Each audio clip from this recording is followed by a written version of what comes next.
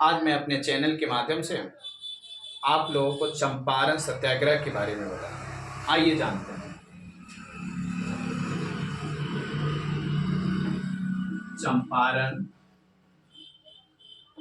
सत्याग्रह। सबसे पहले जानने की कोशिश करेंगे कि हमें जब तक दुख नहीं होती है, तकलीफ नहीं होती है, तब तक हम किसी चीज की मांग नहीं कर सकते। हमें वह कंपल्सरी है, वह होना चाहिए। इसके लिए हम क्या करते हैं? मांग करते हैं।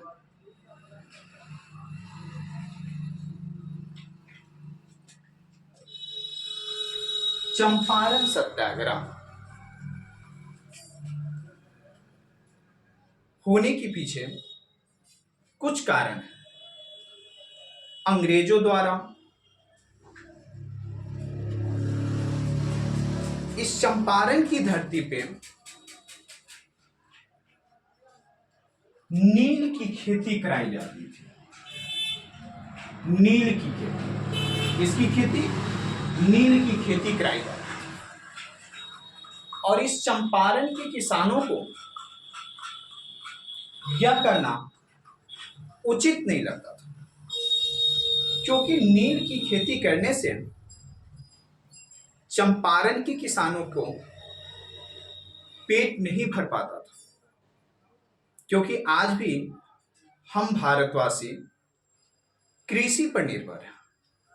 खेती करते हैं तो खाना खा पाते हैं। यदि खेती नहीं करते हैं, जिस साल खेती बर्बाद हो जाती है, बहुत ही तबाही, दुख में जीवन व्यतीत करना पड़ता है। वैसे ही यहाँ के किसान से नील की खेती करवाई जाती थी। नील की खेती करने का कुछ अंग्रेजों द्वारा चंपारण के किसानों को रूल बताया गया था, जिससे हम तीन कठिया प्रणाली भी कहते हैं। तीन कठिया प्रणाली। तीन कठिया प्रणाली क्या है, इसके बारे में जानेंगे। 20 कट्ठा, 20 कट्ठा यदि जमीन में आप खेती कर रहे हैं, 17 कट्ठा जमीन में आप अन्य फसल उगा सकते हैं। लेकिन 3 कट्ठा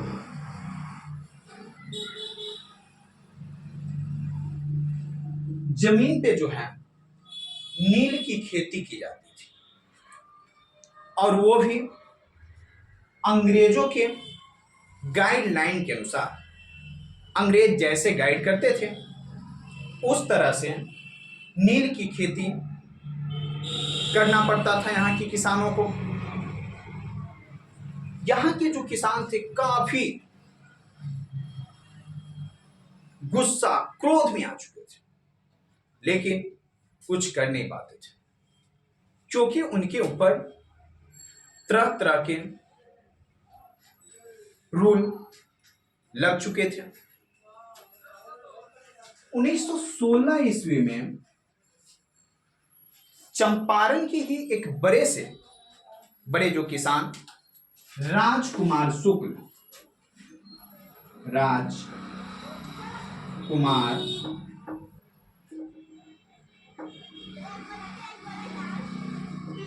शुक्ल 1916 ईस्वी में राजकुमार शुक्ल गांधी जी से जाकर मिलते हैं। जो उस समय लखनऊ अधिवेशन जारी था, वहां पर जाकर गांधी जी से इनकी मुलाकात होती है।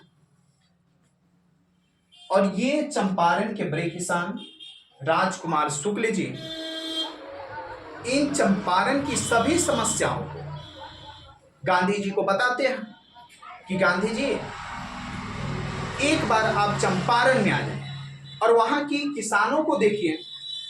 इन अंग्रेजों द्वारा जो अत्याचार किया जा रहा है, वह हद के सीमा को पार कर रहा है। या तो चंपारण के जो किसान भूखमरी की स्थिति में जी रहा है, या उसे जीवन व्यतीत करना ही बेकार लग रहा है।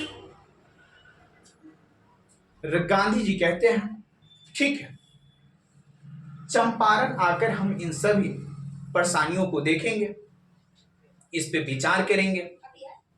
ठीक 1917 में जिस जगह को हम नहीं देख, एक बात ध्यान में रखिएगा, जिस जगह को अगर नहीं देखे तो हम तो किसी का साथ लेंगे। वे मिलते हैं डॉक्टर राजेंद्र प्रसाद से।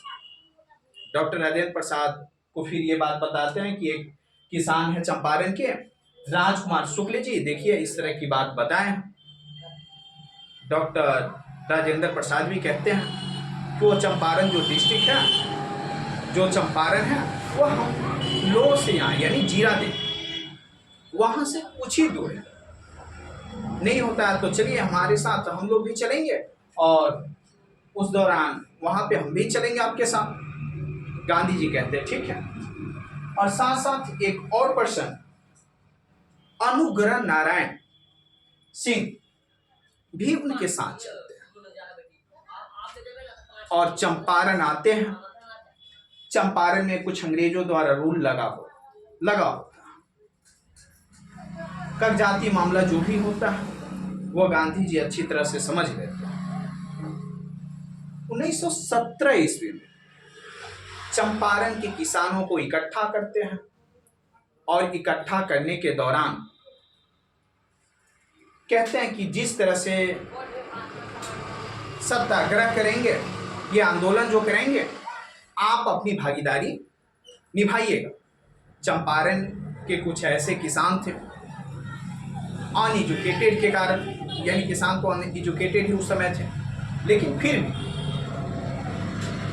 अंग्रेजों ने इतना डरा चुका था, इतना डरा धमका कर रखा था।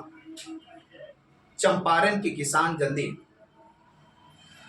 उस आंदोलन में, सत्याग्रह में भाग लेना नहीं चाह रहे थे। फिर गांधी जी सबको समझाते हैं कि आप घबराइए नहीं, आपको आगे नहीं रहना। यदि अंग्रेज कुछ करता है तो हम आगे रहेंगे, वह परेशानी हमें झेलनी होगी। यहाँ के किसान रेडी हो जाते हैं और वही हाल 1917 ईस्वी में गांधी जी आगे सत्याग्रह शुरू कर देते हैं और आगे बढ़ते चले जाते हैं।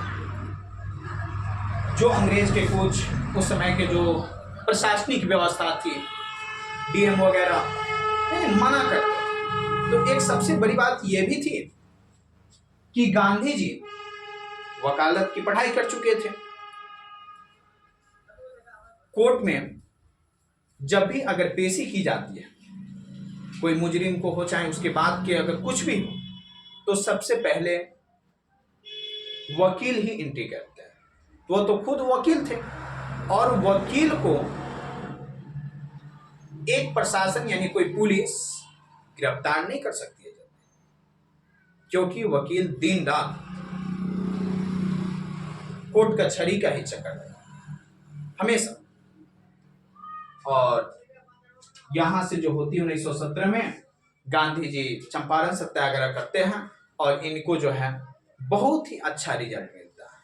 चंपारण वासी का सपोर्ट मिलता है, साथ साथ पूरे बिहार वासी का भी सपोर्ट मिलना शुरू हो जाता है और ये लहर जो है भारत के कोने कोने तक पहुंच जाती है।